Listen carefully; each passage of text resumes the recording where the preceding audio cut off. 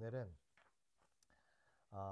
그 사도행전에 나타난 예수님이에요. 저번 주는 요한복음에 나타난 예수님을 봤고, 빛이 되신 분, 선한 목자 되신 분, 포도나무 되신 분, 부활이신 분, 하나님이신 그 예수님을 우리가 같이 배웠고, 그 예수님이 지금도 나에게 그대로 적용되고, 그 예수님을 믿음으로 살아가는 거다. 오늘 그럼 주님이 선한 목자로서 나에게 찾아오시고, 참 포도나무로서 나에게 양분을 주시면서 내가 살게 하시고, 부활의 소망으로 죽음을 두려워하지 않고 살게 하신다. 이런 것들 같이 배웠죠. 오늘은 사도행전에 나타난 예수님이에요. 사도행전에 나타난 예수님은 비난했던 자를 불러주시는 하나님의 아들이다. 이 내용입니다. 이거 같이 살펴볼게요. 2025년은 해이해예요. 계속 성령을 구하세요. 성령을 구하면 진짜 성령님이 찾아오세요. 구하는 만큼 찾아오십니다. 두 번째, 이 5월 달은 이하르월이잖아요. 예수님을 새롭게 만나는 시간이니까 새롭게 나를 만나주세요라고 강구하면 정말로 예수님이 얼마나 새로운 분인지 내가 알던 예수님과 다르다 하는 것들을 경험케 하실 거예요. 자, 질문해 볼게요. 이거 보시면 안 되고요. 사도행전에서 예수님을 비난했다가 쓰임받은 사람 누가 있을까요? 성경에서. 바울 있죠. 또 누가 있을까요? 비난했어요. 비난. 저주도 하고. 또 있어요. 또. 예수님의 제자 중에 한 사람. 부인할 때. 베드로가 성경을 보면 예수님을 저주했다고 나와요. 그러니까 제가 이제 이 내용을 확인할 때 처음에는 바울만 생각이 났는데 성경을 읽다 보니까 베드로가 또 있더라고요. 그래서 두 가지 정리를 해봤어요. 예수님을 비난했던 사람은 누구냐면 바울과 베드로. 그렇지 않은 사람도 많이 있어요. 근데 성경에서 구체적으로 많이 언급된 사람은 두 사람이에요. 정확하게 언급된 사람. 근데 이 두 사람을 예수님이 찾아가서 다시 부르세요. 나를 저주했고 비난했던 자를 불러서 어떻게 하시냐면 내가 걸어간 길을 똑같이 걸어가게 해주세요. 두 가지인데 한 가지는 영광스러운 길을 걷게 하세요. 베드로와 바울이 성경에서 보니까 이렇게 영광스러운 하나님을 경험할 수 있을까 싶을 만큼 그들의 삶이 영광스러웠어요. 막 기적도 나타나고 역사가 일어나는 그 영광스러운 삶이었는데 예수님의 삶은 영광만 있는 게 아니죠. 또 뭐가 있죠? 고난. 그래서 고난도 함께 경험하게 하시는 것이 성경에 나오더라고요. 그래서 우리가 다 예수님의 길을 안 걸어갈 사람은 없는데 하나님이 특별히 나의 길을 영광과 고난을 풍성하게 경험시켜 준 사람이 누군가 봤더니 비난하고 저주하면서 예수님을 떠나려고 했던 사람이에요. 그래서 여러분 고난의 길을 많이 걷고 싶지 않다면 잘 순종하세요. 그냥 순종하시면 요한처럼, 사도 요한처럼 이렇게 오래 살면서 좀 힘들긴 하지만 큰 고난은 별로 없다. 아주 영광스러운 것도 없지만 그렇지만 영광스러운 있죠. 계시록을 썼으니까. 그렇지만 이제 바울과 베드로가 경험했던 그들 안에 있었던 영광스러움들은 요한에게 많지 않았던 것 같아요. 그렇지만 이제 평안하게 살잖아요. 그게 뭐냐면 순종 잘하는 사람의 특징입니다. 그래서 우리가 만약에 내가 내 영광도 경험하고 내가 그리스도와 같이 십자가 일도 한번 경험해 보고 싶다 그러면 조금 반항도 해보시고 한 대 맞고 돌아오시면은 그렇게 해주실 거예요. 근데 그 내용이 이제 사도행전에 나와요. 자, 오늘은 먼저 베드로를 좀 살펴보죠. 베드로는 우리가 아는 것처럼 예수님을 저주했던 사람이에요. 이건 아시니까 찾지 마세요. 마태복음 26장을 보면은 뭐라고 되어 있냐면 그가 저주하며 맹세하여라고 되어 있어요. 그는 베드로죠. 베드로가 예수님을 저주했어요. 그냥 모른다라고만 한 게 아니에요. 이 저주한다는 뜻은 어떤 뜻이냐면 소멸시키다는 뜻이에요. 그러니까 이런 말이 되는 거예요. 저 예수는 없어지는 게 맞아요. 사람들이 예수님 죽이려고 하는 상황이잖아요. 거기서 누가 와서 너 예수의 제자 아니야? 그럼 이렇게 얘기하는 거예요. 아니에요. 저 예수는 죽어 마땅한 사람입니다. 난 저 사람의 제자일 수 없어요. 그런 의미가 되는 거예요. 왜냐하면 이 저주한다는 뜻은 소멸시키다는 뜻이 있으니까. 그러니까 베드로는 입에 담을 수 없는, 차마 담을 수 없는 말을 담았던 사람인 것을 알 수 있죠. 그런데 예수님이 그를 버렸느냐? 그렇지 않아요. 요한복음 21장을 보면은 그 잘 아시죠? 고기 잡다가 예수님이 이제 부르시잖아요. 그때 달려왔을 때 예수님이 숯불 가운데 이제 떡과 고기를 구워주시면서 질문을 하세요. 너 나 사랑하느냐? 3번. 그때 예수님께서 물어보셨을 때 베드로가 아니요. 아시잖아요. 아시잖아요 하면서 이제 자신의 마음을 다 들키죠. 그때 주님이 뭐라고 하시냐면 내 양을 먹이라, 치라, 먹이라면서 이게 사명을 준 거예요. 그러니까 예수님을 저주하고 배반했던 자를 예수님은 찾아오셔서 불러가지고 다시 사명의 자리로 인도하시는 분이 예수입니다. 이것을 알 수가 있죠. 그래서 이제 베드로가 부름을 받았어요. 그럼 그의 삶이 어떤가? 예수님의 길과 똑같아요. 영광스러움과 그러니까 어떤 기적이 일어나는 영광스러움이 있고 십자가의 길, 그 고난의 길을 걷는 영광스러움이 같이 있어요. 이제 이 내용을 보시죠. 사도행전으로 가볼게요. 1장부터 쭉 살펴보니까 한번 볼 거니까 확인해 보실까요? 1장 16절입니다. 사도행전 1장 16절 말씀. 자, 읽어볼까요? 1장 16절 시작. 형제들아, 성령이 다윗의 입을 통하여 예수 잡는 자들의 길잡이가 된 유다를 가리켜 미리 말씀하신 성경이 응하였으니 마땅하도다. 이게 어떤 얘기냐면 가룟 유다가 죽은 걸 보고서 이제 깨닫게 된 거예요. 이게 가룟 유다가 뭔가 우리 예수님을 넘기고 죽은 건 맞는데 이게 성경의 예언이었구나라는 걸 깨닫고 지금 하는 이야기. 이거 누가 하는 얘기냐면 베드로가요. 이전까지는 베드로가 하나님의 말씀을 이해를 잘 못했거든요. 구약에 있는 이야기를 예수님이 하시면은 무슨 얘긴가 그랬어요. 그래서 예수님이 다시 비유 같은 것도 설명을 해주셔야 알았고 죽음과 부활에 대해서는 3번이나 말을 해줬지만 깨닫지 못했거든요. 근데 신기한 일이 일어났어요. 이제 예수님처럼 베드로도 구약에 있는 말씀을 지금 내 앞에서 일어나는 어떤 일에 대한 해석으로 사용하기 시작한다는 거예요. 이 일은 갑자기 일어난 일이 아니라 구약 성경에 예언된 그 말씀의 적용이구나. 이걸 깨닫게 된다는 거예요. 그러니까 예수님이 그랬잖아요. 구약에 있는 말씀이 지금 이 상황이야. 그 말씀은 이거야. 그 어린 양은 나야 하면서 구약에 있는 말씀을 갖고 와서 현재 적용해 주셨거든요. 이 일을 누가 했냐면 예수님이 했는데 이제 베드로하고 똑같이 하는 거예요. 그러니까 예수님과 같은 권위와 능력으로 말씀을 해석하고 있는 거예요. 조금 더 보죠. 2장 17절. 또 이렇게 깨닫고 말하는 내용이 나와요. 2장 17절 말씀. 한번 읽어보실까요? 시작. 하나님이 말씀하시기를 말세 내가 내 영을 모든 육체에 부어주리니 너희의 자녀들은 예언할 것이요 너희의 젊은이들은 환상을 보고 너희의 늙은이들은 꿈을 꾸리라. 이게 우리가 알고 있는 요엘서 말씀이죠. 2장에 나온 거. 이 이야기를 성령이 그들에게 임하는 것을 보면서 이거는 갑자기 임한 게 아니구나. 요엘서의 말씀이 적용된 거구나 하고 요엘서의 말씀도 기억했고 말씀도 해석할 수 있었어요. 구약에 있는 말씀이 얼마나 많아요. 근데 그 말씀 중에 한 구절인 이 말씀을 베드로가 이해하고 지금 말하고 있는 거예요. 예수님이 하던 그 일을 베드로가 똑같이 하네요. 그쵸? 자, 또 예수님이 하셨던 일은 무엇이냐면 예수님이 공생애를 시작하면서 첫 번째 하신 말씀이 뭔지 기억하세요? 세례 받고 나서 사람들에게 했던 말, 그 유명한 말 있죠. 세례 요한이 했던 말과 똑같은 거 뭐가 있을까요? 회개하라, 천국에 가까이 왔다. 이 말을 요한이 했고 그리고 예수님이 공생애를 시작하시면서 하셨거든요. 그 이야기를 누가 하냐면 이제 베드로가 하는 거예요. 자, 2장 38절입니다. 시작. 베드로가 이르되 너희가 회개하여 각각 예수 그리스도의 이름으로 세례를 받고 죄사함을 받으라. 그리하면 성령의 선물을 받으리니. 오순절을 지키려고 예루살렘에 많은 사람들이 와 있어요. 그때 베드로가 이제 설교를 했고 설교에 사람들이 반응하기 시작할 때 이 이야기를 하는 거예요. 너희들 회개해라. 담대하게 외치는 거예요. 회개해라. 누가 했던 이야기냐면 예수님이 했던 이야기. 예수님의 길을 똑같이 걸어가는 거예요. 또 영광스러움이 있어요. 무엇이냐면 예수님처럼 사람들을 고치는 일들을 베드로가 아주 멋지게 합니다. 자, 사도행전 3장 6절이에요. 생전 3장 6절 말씀 읽어볼까요? 시작. 베드로가 이르되 은과 금은 내게 없거니와 내게 있는 이것을 내게 주노니 나사렛 예수 그리스도의 이름으로 일어나 걸으라 하고. 이제 기도 시간에 대해서 성전에 올라가다가 미문에 앉아 있는 다리가 불편한 사람을 본 거예요. 원래 봤던 사람이에요. 알고 있던 사람. 가면서 오고 가면서 많이 봤던 사람인데 그날은 이 사람에게 시선이 고정됐어요. 그리고 내가 줄 건 은과 금이 아니라 예수님의 이름으로 너에게 내가 선물을 줄게 하면서 베드로가 그리스도의 이름으로 일어나 걸으라 했던 이 사람이 걸었나요? 못 걸었나요? 걸었어요. 일어나 걸었어요.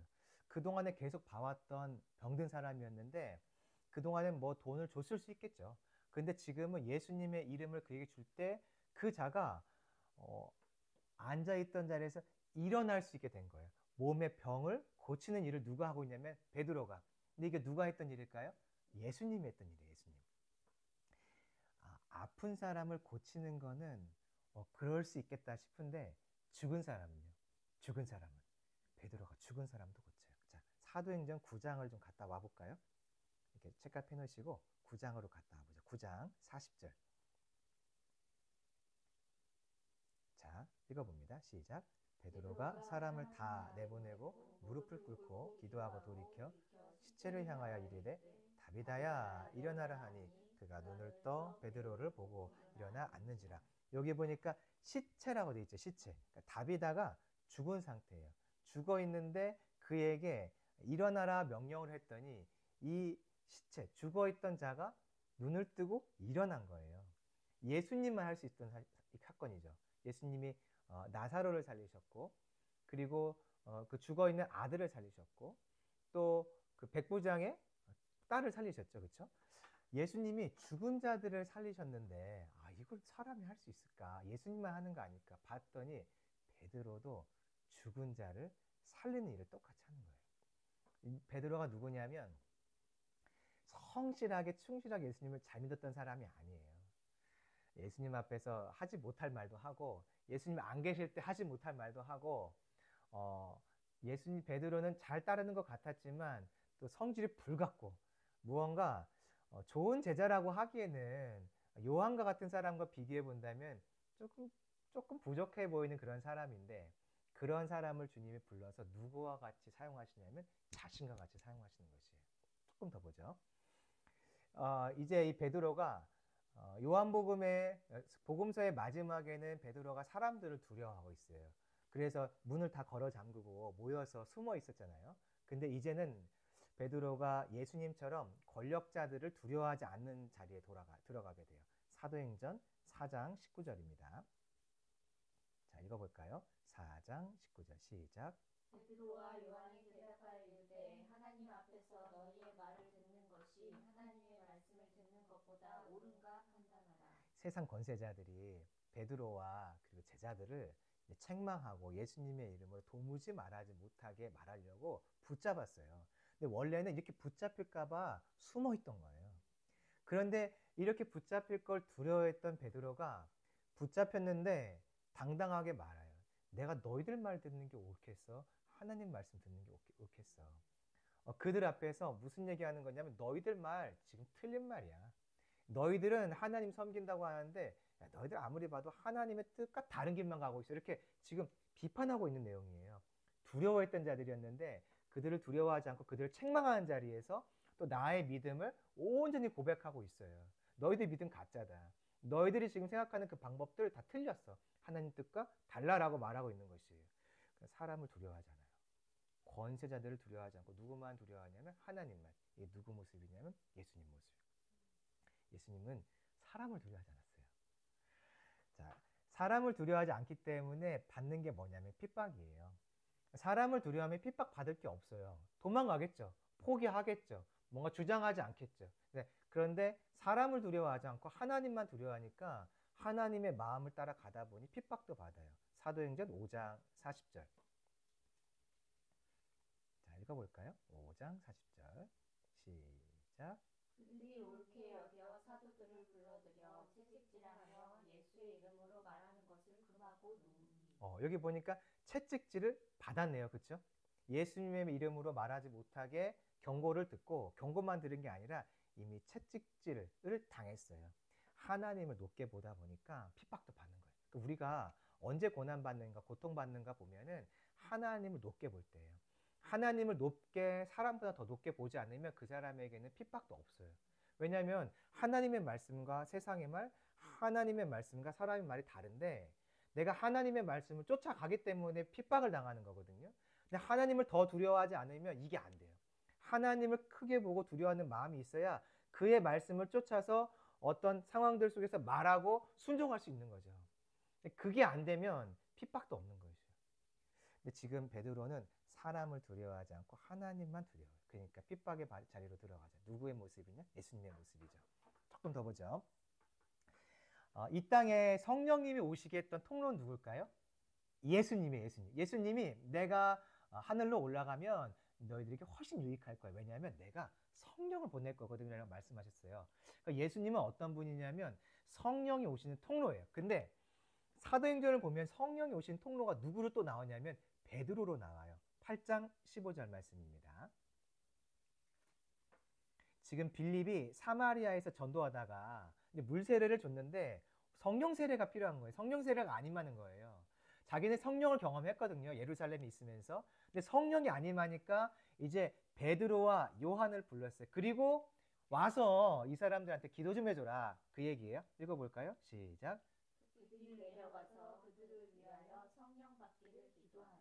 기도했더니 그 다음 내용 보면은 성령이 임해요. 그러니까 성령이 제자들은 기도하고 있을 때 그냥 혼자 임하셨어요. 성령님이. 예수님이 보내셨겠죠. 이제 가시죠. 이렇게 했겠죠. 근데 지금은 어떤 상황이냐면 성령님이 기다리고 계신데 분명히 빌립이 전도도 잘했고 능력 있게 말씀도 전했고 물세례도 베푸는데 성령이 안 임하는 거예요. 누군가 이 연결점, 문을 열어줄 사람이 필요하구나 하고 예루살렘 교회에다가 베드로와 요한을 부탁한 거예요. 보내줘라. 너희들 와서 하면 되겠다. 해서 베드로와 요한이 기도하니 그때 성령이 임하는 거예요. 또 어디 나오냐면 고넬료 때. 고넬료에게 베드로가 찾아가잖아요. 거기서 기도할 때 그들을 위해 기도할 때 성령이 임해요. 그러니까 베드로가 예수님처럼 성령이 임하는 통로로 쓰임 받고 있어요. 만약에 제가 예수 안 믿는 사람이 왔는데 그분을 놓고 기도하고 타다가 뭐 안수했는데 갑자기 성령이 임했어요. 그러면 얼마나 그 사람에게도 영광이지만 저에게도 얼마나 영광스럽겠어요. 여러분들이 저를 볼 때도 와 우스갯소리지만 능력이 있다 이렇게 생각하지 않겠어요? 그러니까 그런 영광스러운 자리를 누구에게 지금 하나님이 주셨냐면 베드로에게. 예수님을 배반한 베드로에게 그 영광을 허락해 주는 거예요. 저와 같으면 안 할 것 같아요. 차라리 사도 요한한테 하지. 말 잘 듣고 잘 따라오는 나를 사랑한 요한한테 하지. 베드로와 같이 이렇게 넘어지게 잘하고 성질 급하고 심지어 나를 저주까지 했어요. 저주까지. 없어지는 편이 낫습니다. 저 예수는 죽어야 돼요 라고 말했던 사람에게 그 영광을 줄까? 우린 절대 주지 않죠. 예수님은 다르다는 거예요. 한 가지만 더 보죠. 사도행전 10장 28절이에요. 이방인과 유대인을 연결하는 통로로 또 쓰임을 받아요. 10장 28절입니다. 시작.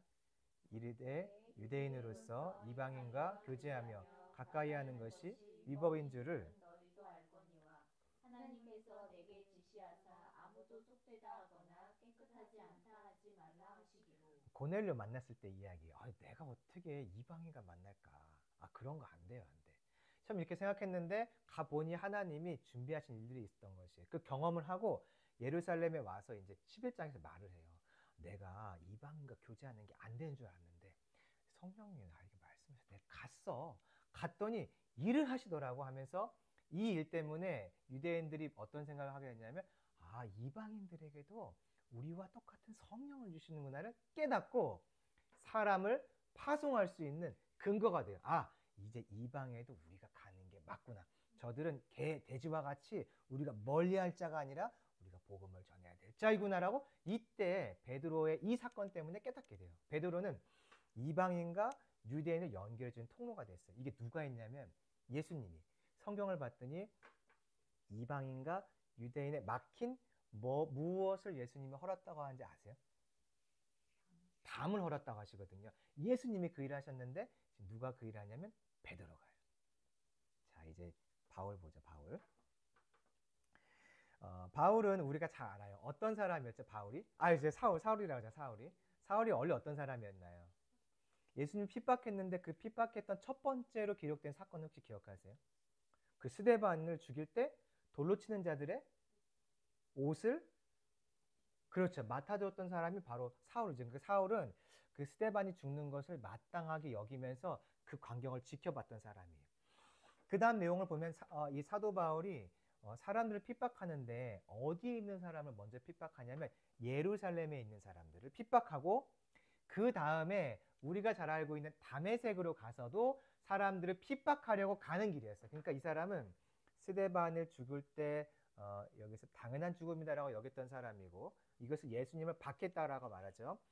그 예루살렘 안에서 예수 믿는 사람들을 박해했고, 이걸로 안 되겠어, 성이 안 차, 저 밖에 있는 사람들도 내가 다 잡아와야겠다 해가지고 공문을 받아서 잡아오는 게 목적이에요. 거기서 박해하는 게 아니라 잡아오는 것을 목적으로 이 사울은 예수님을 핍박하는 자리에 섰던 사람이죠. 그때 예수님이 찾아오셔서 하신 말씀이, 너는 나를 박해한다 하셨어요. 누구십니까? 할 때 예수님이, 너가 박해하는 예수라. 그러니까 이 사울은 예수님을 박해하는 자죠. 박해가 뭘까요? 박해. 뭐 고통 준다? 맞는데요. 여기 어떤 뜻이 있냐면 추적한다는 뜻이 있어요. 추적한다는 뜻이 있어요. 그러면 따라가면서 괴롭히는 거예요. 그러니까 한번 괴롭히는 거를 박해라고 하지 않는 것 같아요. 추적하면서. 옛날 추노라는 드라마 있었잖아요. 도망간 노비를 잡아오는 사람. 추적하죠. 그의 어떤 자취들을 보면서 추적해. 끝까지 추적한단 말이죠. 그게 바로 박해예요. 그러니까 이 사울의 모습과 마차 딱 같아요. 예루살렘 안에서 내게 보이는 사람들만 박해하는 게 아니라 쫓아가서 그들의 자취를 찾아가서 저 다메섹에서 내가 끌고 오겠다. 이 마음을 갖는 것, 추적하는 마음을 갖는 게 박해인 거죠. 그런 자에게 주님이 하신 일이 있어요. 사도행전 9장 15절.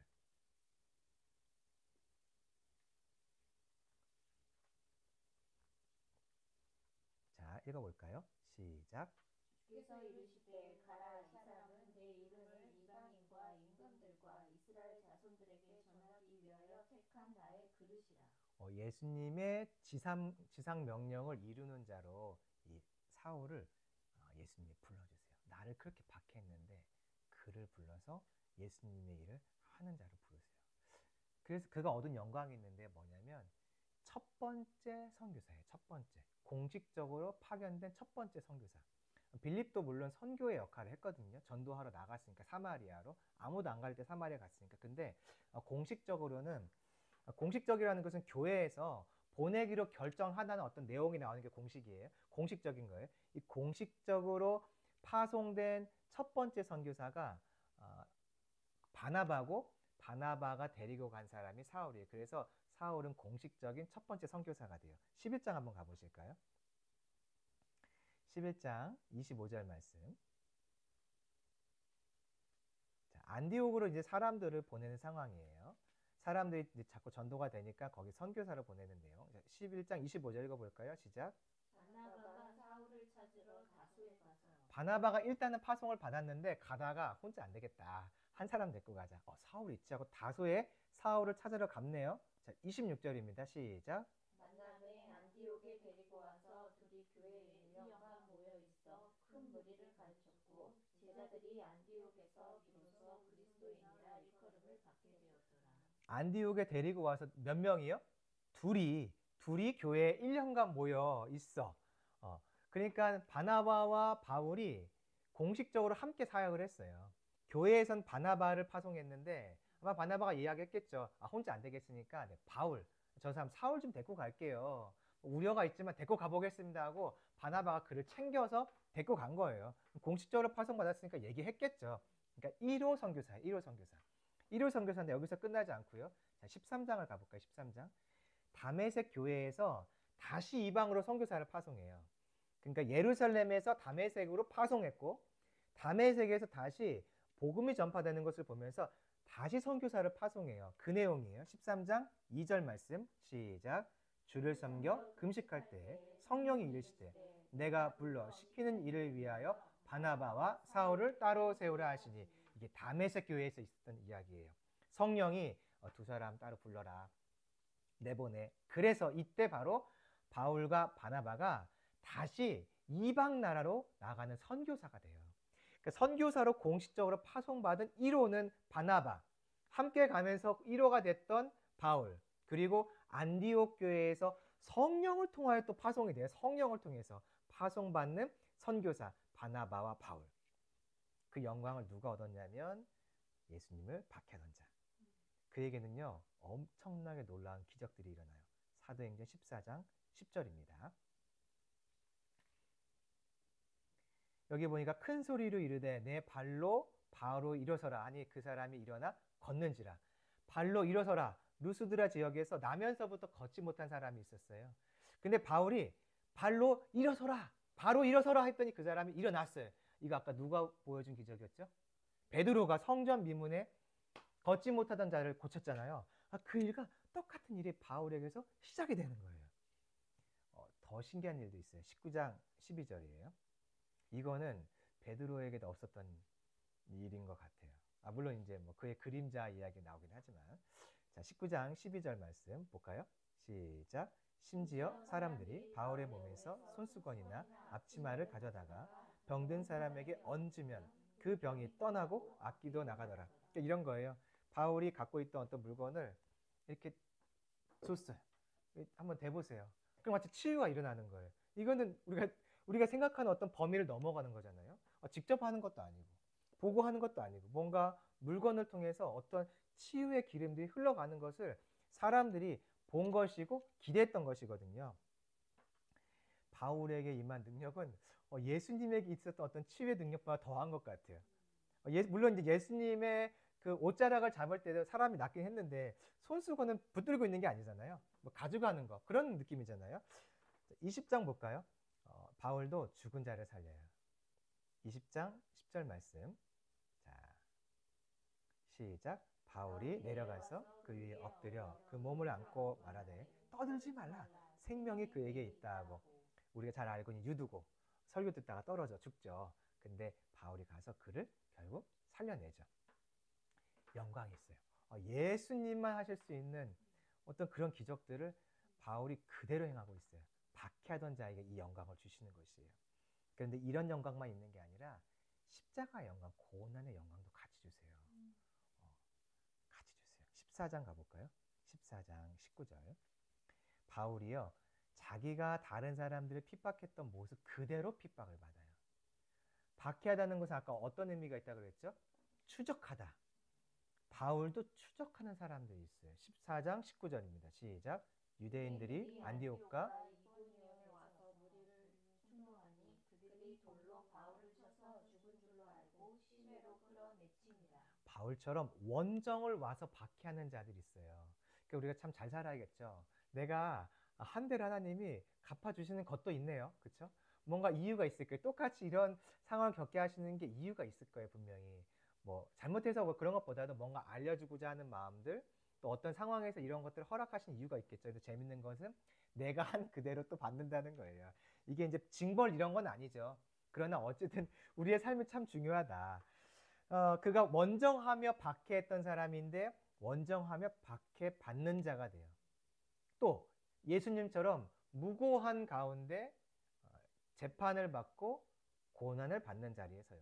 사도행전 16장 37절입니다. 빌립보 감옥에 갇힐 때 이야기예요. 자, 16장 37절입니다. 시작. 바울이 이르되 로마 사람인 우리를 죄도 정하지 아니하고 공중 앞에서 때리고 옥에 가두었다가 이제는 가만히 내보고자 하느냐. 아니라 그들이 친히 와서 우리를 데리고 나가야 하리라 한대. 여기 보니까 우리를 죄도 정하지 아니하고, 그러니까 공정한 어떤 판결의 과정을 겪지 않았다는 뜻이에요. 로마인은 반드시 판결받고 거기서 나오는 죄가 결정되는 것으로 심판받고 징계받게 돼 있어요. 그런데 그렇게 하지 않고서 먼저 너희가 우리를 때리고 옥에 가두었지라고 말하는 거예요. 누가 그랬냐면 예수님. 예수님의 죄가 정리되고 결정된 자리가 어디였을까요? 여러 사람 그 지도자들 앞에 섰거든요. 예수님의 죄가 정해진 자리가 어딜까요? 누구 앞에서였을까요? 어떤 재판장 앞에서? 빌립보래.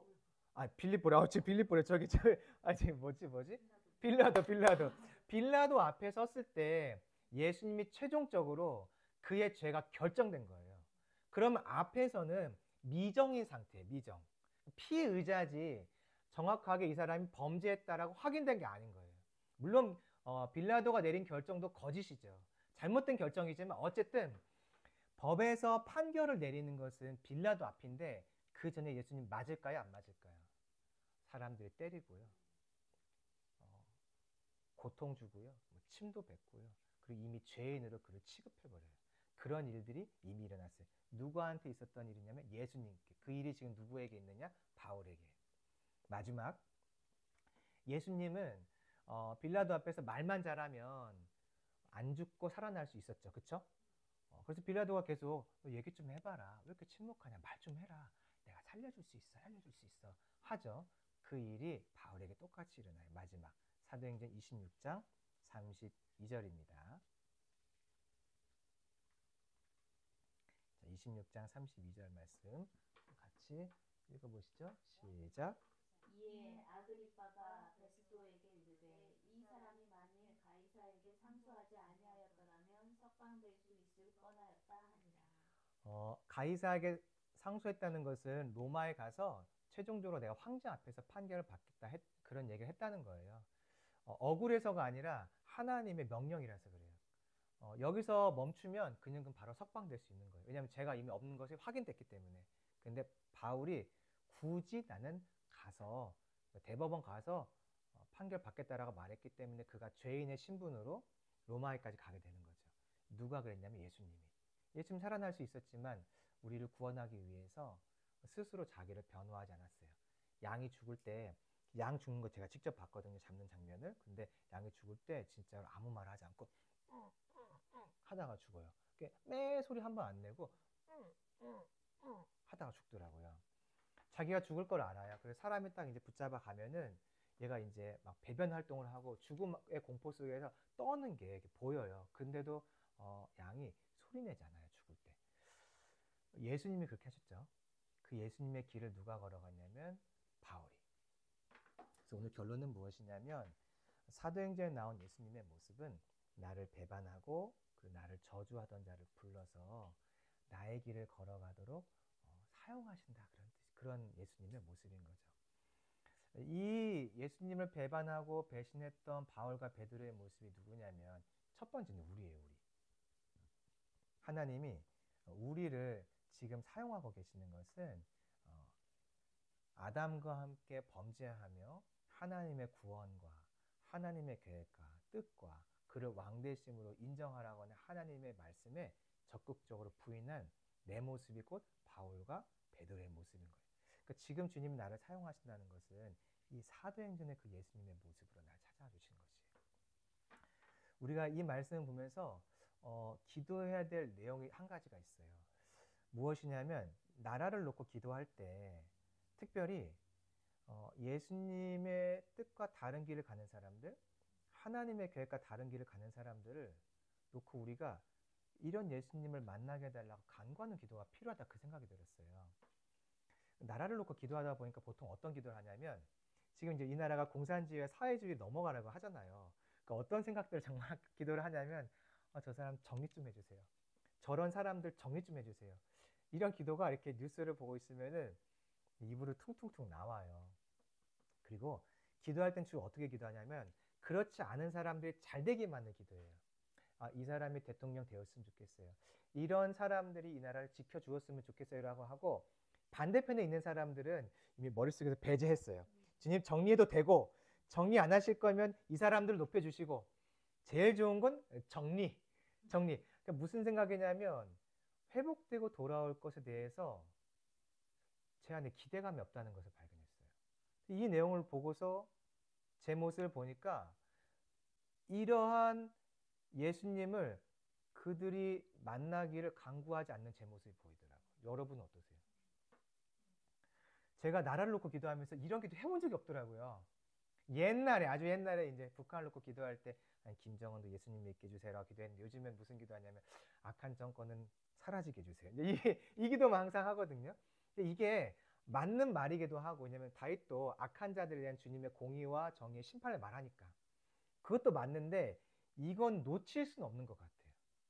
제가 그래서 이것을 보면서 하나님이 이제 선거를 앞두고 있는데 우리나라가 대선을 앞두고 있는데 뭘 기도하길 바라실까? 오늘은 이 나라를 지켜갈 사람들을 놓고 기도하고 조금 더 자유민주주의 쪽에 서 있는 사람들 놓고 기도하는 게 아니라 정반대에 있는 사람들 놓고 주님 사울과 같은 사람 많네요. 저들 좀 찾아가서 하나님의 만남을 허락해 주세요. 만약에 기대하진 않지만 이 나라의 지도자가 공산주의와 사회주의를 이 나라에 다시 세우려고 하는 사람이 지도자가 된다면 저의 마음은 TV를 보고 싶지 않다였어요. 더 이상 TV는 보고 싶지 않다. 유튜브도 보고 싶지 않다. 이제 그런 사람 보고 싶지 않다. 근데 그게 아니라 그때 이 말씀을 만약에 그런 일이 정말 생긴다면은 이거 갖고 기도해야 될 것 같아요. 정리해달라는 기도도 해야겠지만 정리 잘 안 하시더라고요. 하나님께서 이렇게 사울과 같은 자가 있다면 가서 주님 만나셔서 좀 구원해달라는 기도. 주님은 어쩌면 이런 기도를 지금 우리에게 요청하시지 않으실까? 참 그런 마음이 좀 들었어요.